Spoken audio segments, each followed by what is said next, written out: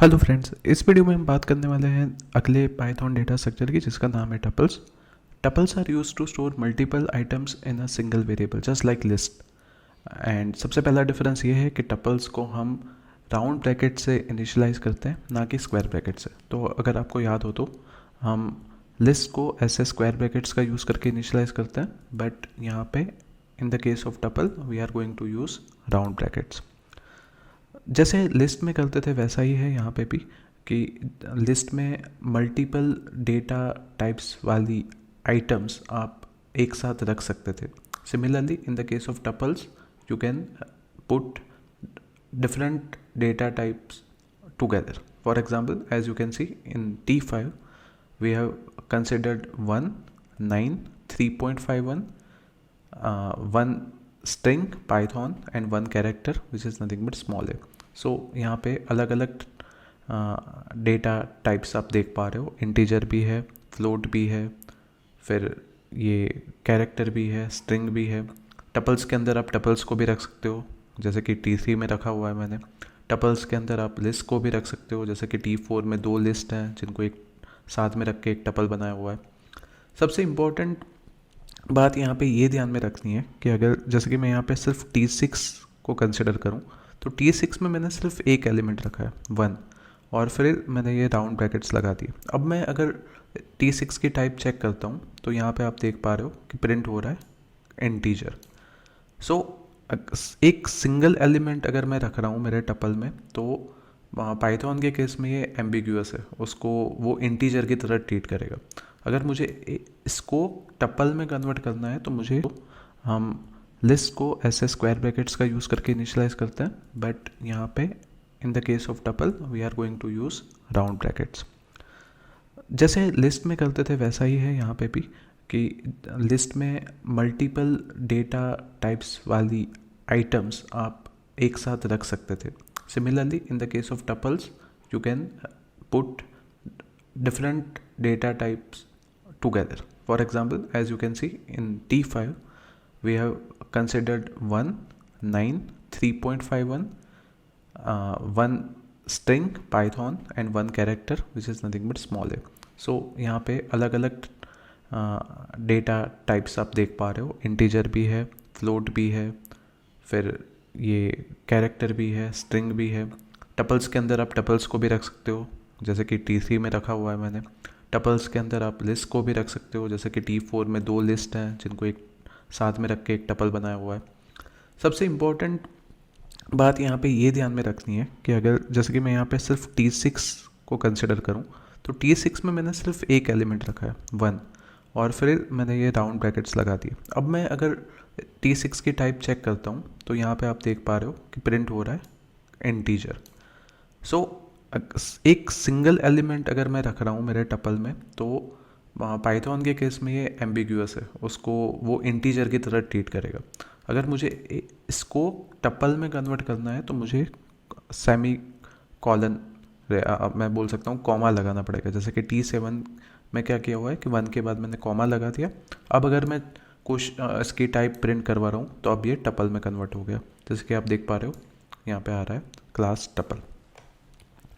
आगे बढ़ते हैं।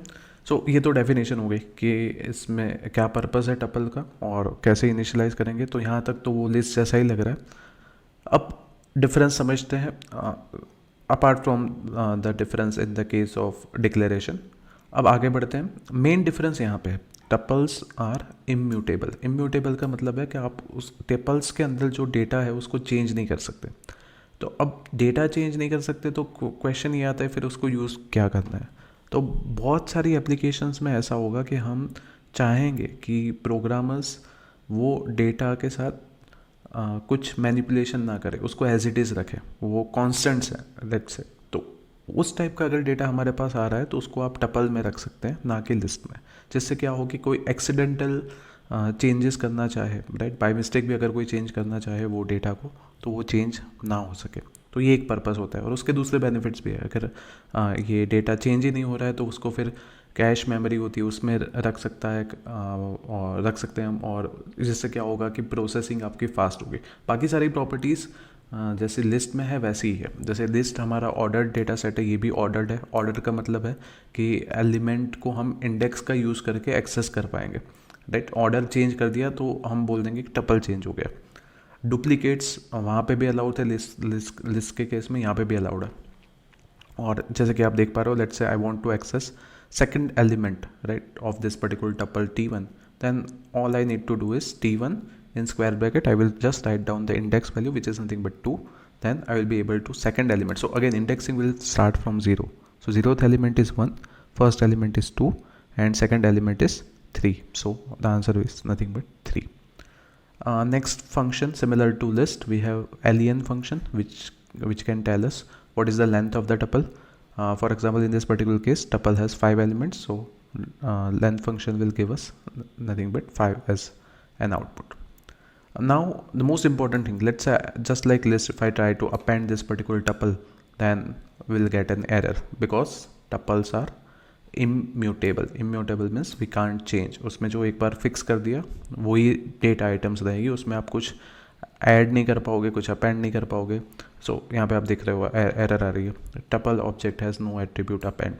Similarly you can not remove anything, right. इसमें से रिमूव करने की कोशिश की तो भी एरर आ गई, इसमें से पॉप करने की कोशिश की तो भी एरर आ गई, राइट। सो ये सारी चीज़ें हम नहीं कर पाएंगे।